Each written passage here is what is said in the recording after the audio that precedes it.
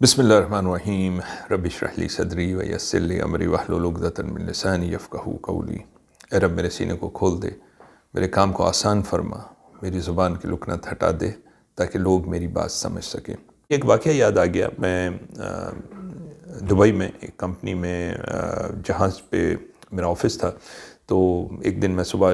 نیچے اتر رہا تھا، تو وہاں پہ سیکورٹی گارڈز ہوتے ہیں بلڈنگ کے اندر، تو مجھے خیال سوچا کہ میں ایک نیا کانسیپٹ جس کے اوپر میرے سیشنز ہو رہے ہیں، تو میں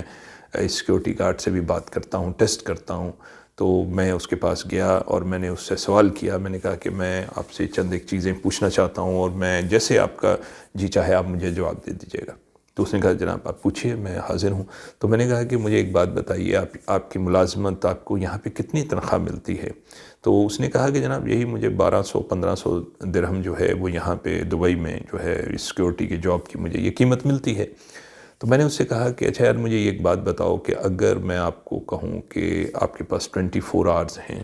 اور آپ نے کسی سے 20,000 درہم، یہ آپ نے کسی سے لون لے لینا ہے، کیا آپ 20,000 درہم اکٹھے کر سکتے ہو 24 آورز میں؟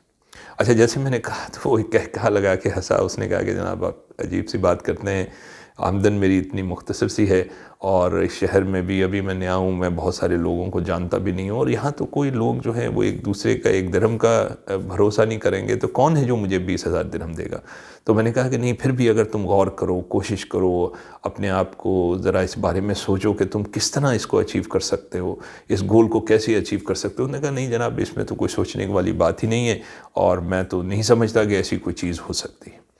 پھر میں نے اسے کہا کہ اچھا میں اگر تم سے ایک چیز کہوں، ذرا اس معذرت کے ساتھ کہوں گا کہ اگر میں تم سے ایک سچویشن کریٹ کرتا ہوں اور پھر میں تم سے اس کا سوال کا جواب جو ہے وہ میں تم سے چاہوں گا، تو میں تم سے یہ پوچھنا چاہتا ہوں کہ تصور کر لیتے ہیں کہ آپ کے والد صاحب جو ہیں وہ بہت بیمار ہیں، اور اپنے ملک سے آپ کو کال آ جاتی ہے، اور آپ کو یہ ڈاکٹر آن دا کال ہے، اور وہ آپ سے کہتا ہے کہ بھائی کل شام 6 بجے تک آپ کو یہ 20,000 درہم جو ہے وہ مجھے بھیجنے ہیں تاکہ میں آپ کے والد کا آپریشن کر سکوں، ان کی جان کو بچا سکوں، اور اگر آپ یہ مجھے نہیں بھیج پائیں گے تو مجھے افسوس ہے کہ پھر ہم آپ کے والد کے حوالے سے کچھ نہیں کر سکیں۔ تو میں نے اسے کہا کہ اگر یہ والی سچویشن تمہارے سامنے ہو تو اب تم کیا کرو گے؟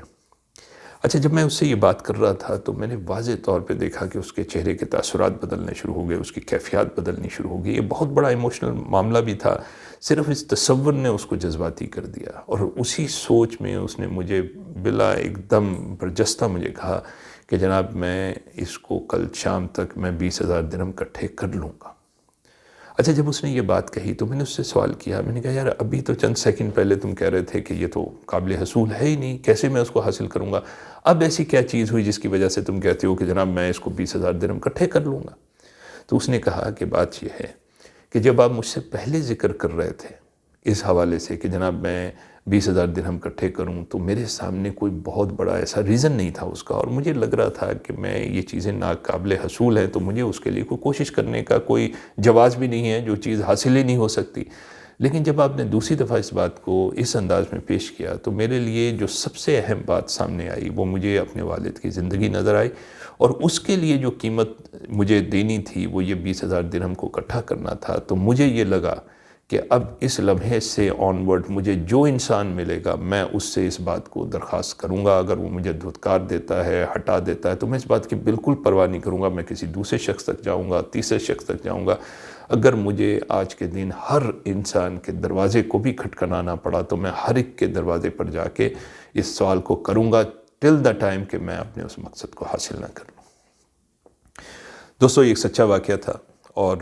جو چیز میں اس چیز کو ہائی لائٹ کرنا چاہتا ہوں یہ ایک قوت ہے جس کو ہم کہتے ہیں ہمارے گولز اور ایمبیشنز اس وقت تک بے اثر رہتے ہیں جب تک ہمارے پاس کوئی بڑی کمپیلنگ ریزن نہیں ہوتی۔